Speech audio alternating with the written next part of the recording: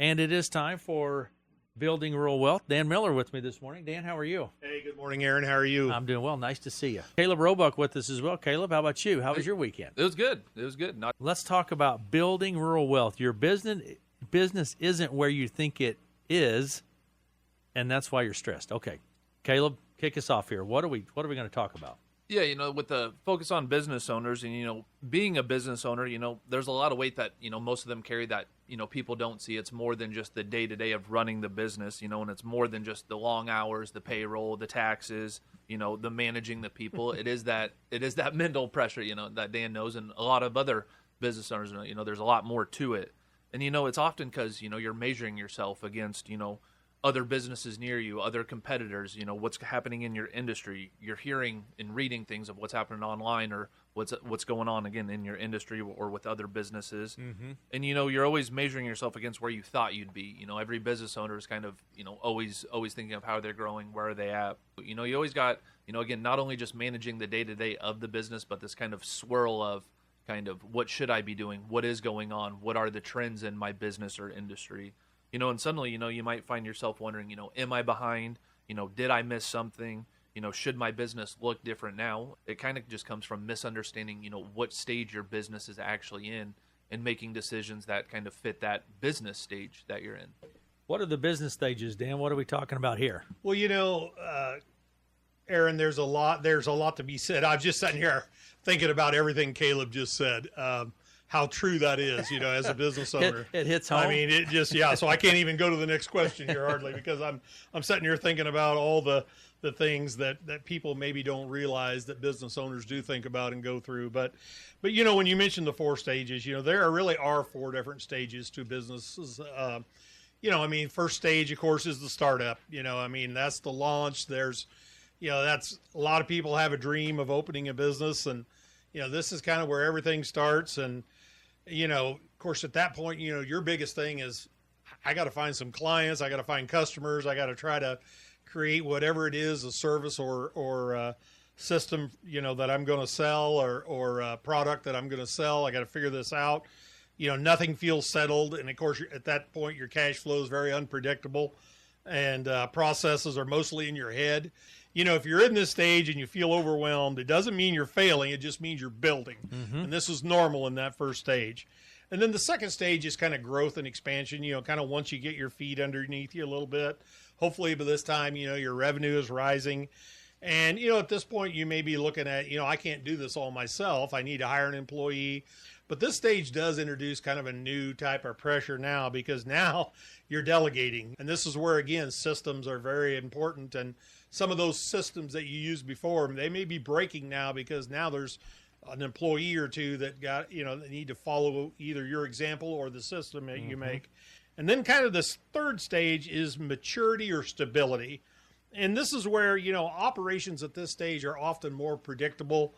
Revenue hopefully is steadier by this time. You've established those systems. Again, if it happened more than 3 times, you wrote it down, you made a system, you made a process. And at this time, hopefully your team knows their roles.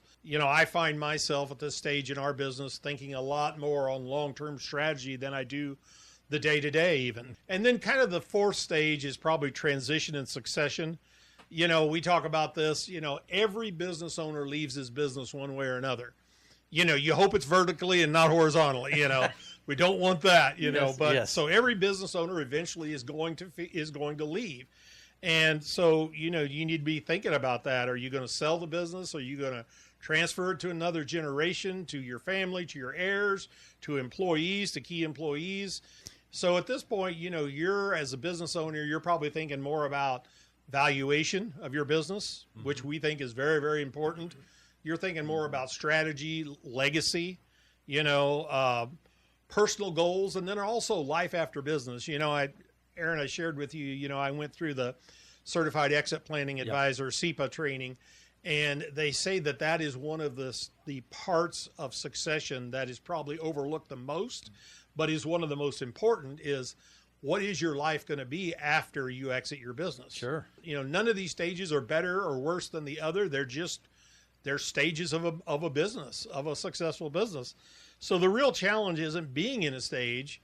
it's operating as if you're in the wrong one. That's where the problem is. So talk to me about that a little bit, Caleb. Why does it matter what stage I'm in? Yeah, well, knowing and recognizing your stage that you're in, like Dan described, kind of does shape, all the decisions that you make. What are actually your priorities? What you should be doing? What's your risk tolerance? And the decisions that make sense now. Example might be, a mature business, that's trying to act like a startup and overextends financially.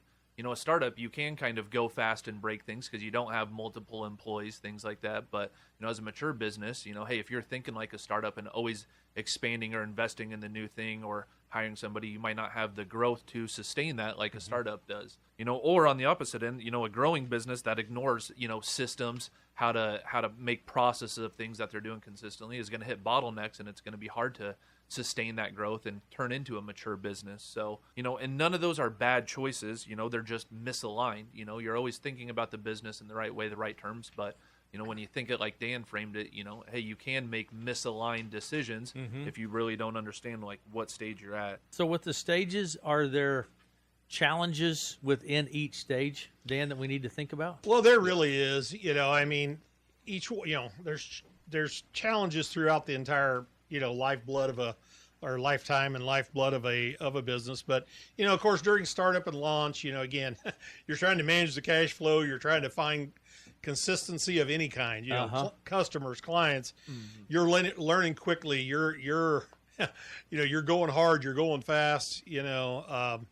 That's probably the biggest pressure. Growth and expansion, delegation, and I will tell you that's tough. I was born and raised to, be that guy that just made all the decisions and my gosh, nobody can do it better than me. Well, you got to get over that. If you want to grow a mature business and expand beyond yourself, you got to be willing to delegate. You got to be willing to trust people. You got to be willing to trust in their abilities. And then the next one, that maturity, stability. Again, I'm avoiding that complacency. You got to respond to industry changes. This is something that I think about a lot. I look around out here in our industry, what's changed, I just think about in the 23 years that I've been in this industry, how much things have changed and how many different, ways we do business now compared to 23 years ago. And then also the systems, the technology we have available to us now. And then of course, during transition succession, again, valuation is so important, but you're never for sure. And again, that struggle of communicating with your family about what you're thinking about doing and how does that affect them? What's it going to do? How does it affect your legacy? How does it affect your clients? That's a big part of it. What feels the heaviest to you right now? You got to just think about that and realize that's part of the stage and where you're at. Okay. Are there ways to cut through all the noise and the clutter, Caleb, and get right to what I need to be thinking about? Yeah, and again, that's easier said than done because, again, as a business owner, just everyday life happens, as in your business and stuff too. But that's, again, part of why we're here, what we try to help with is, how do you provide that clarity? And, with that clarity does come, better questions, what you're thinking about. Some helpful ones are, what is my primary focus this year? What stage am I at and what stage are we going to?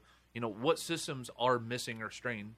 Again, if we're a growing business and we have sales, like Dan said, hey, maybe we do need to have different departments now. It's not all just 2-3 people that can do different things and wear multiple hats, and where does my business feel out of line with my personal goals? Like Dan said, as a business owner, it's hard to untangle, those things of your personal life and the business. But, what we talk about on the financial planning side is, hey, there is some room for that, or how do you think about that and align those goals, but also separate them in some and know what is my business and personal goals.